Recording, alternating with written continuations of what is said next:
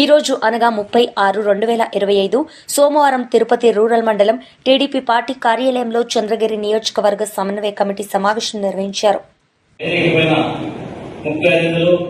మన ఎమ్మెల్యే పులివర్తి నారాయణ గారికి, తొడా చైర్మన్ దివాకర్ గారికి, మన అబ్జర్వర్ గారికి, వేదిక పైన వేదిక ముందున్న మా అంతవరకు తెలుగుదేశం, జనసేన, బీజేపీ పార్టీ కుటుంబ సభ్యులందరికీ స్వాగతం.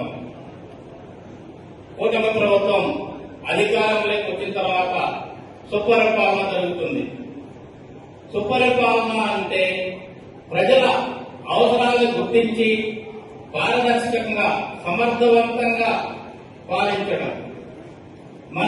ఇది ప్రజాస్వామ్యంలో అత్యంత కీలక ఘట్టం.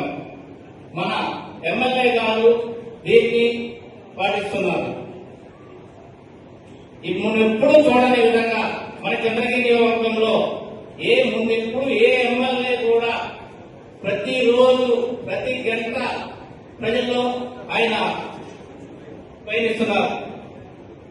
మన ఎమ్మెల్యే గారికి మనందరం కూడా సహకరించి మన చంద్రగిరి నియోజకవర్గ అభివృద్ధికి తోడ్పాటు కావాలని మనందరం కూడా ఆశిద్దాం.